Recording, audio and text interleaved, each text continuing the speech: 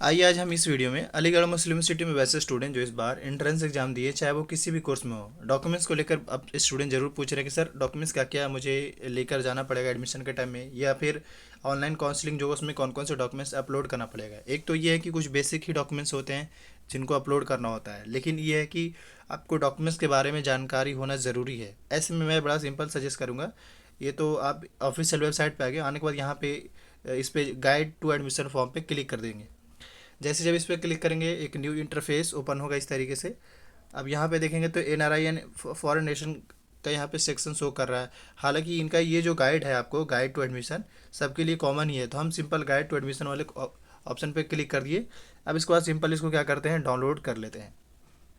जैसे जब इसको डाउनलोड करेंगे, देखिए मैंने इसको सिंपल डाउनलोड कर लिया है।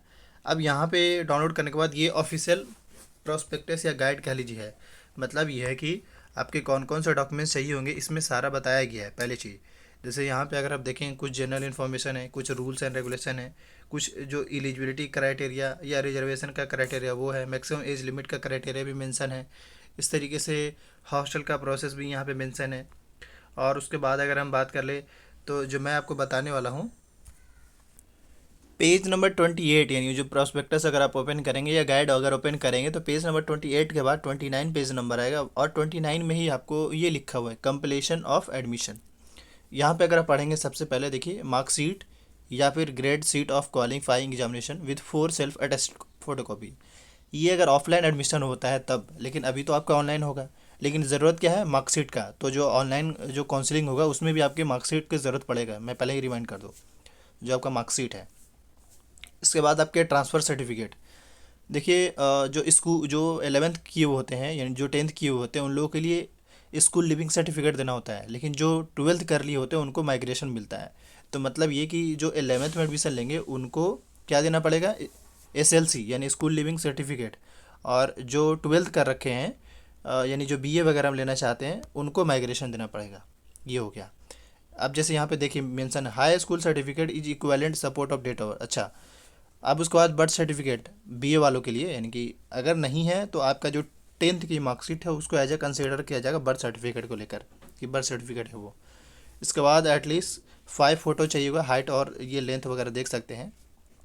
उसके बाद अगर आपका कोई स्पेशल कैटेगरी है तो उसका भी एप्लीकेशन फॉर्म के फॉर्म में बताना पड़ेगा, जो कि बताया हुआ कि कैसे होगा स्पेशल कैटेगरी का।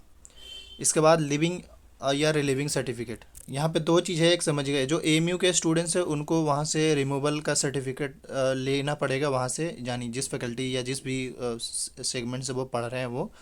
और अगर वो लिविंग सेक्शन सर्टिफिकेट दे सकते हैं तो फिर वो निकलवा लेंगे।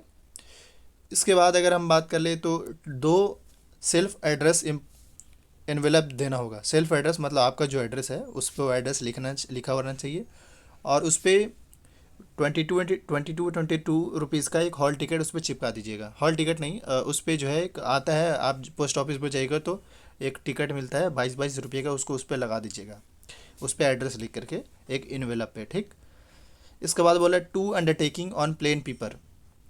आपको दो अंडरटेकिंग भी लेना पड़ेगा। किस किस का, दोनों जो है वो रैगिंग का ही है, तो वो लेना पड़ेगा। उसके बाद जो है मेडिकल सर्टिफिकेट है, जो कि आपको किसी भी तरह का बीमारी वगैरह नहीं उसके बारे में। तो हालांकि अभी तो खुल ही नहीं रहा है तो उसके लिए कोई ज़रूरत ही मुझे समझ में नहीं आता है, लेकिन ये कुछ है। इसके बाद आगे क्या कर रहा है, note the detail of fee to be charge at the time of admission of the concern course of study are available on the website. जो फ़ी है, हालांकि फ़ी अगर आप जानना चाहते तो अभी मैं दिखा देता हूँ कि फ़ी आपके कितने हैं, वो पता चल जाएगा आपको, चाहे वो किसी भी कोर्स का हो।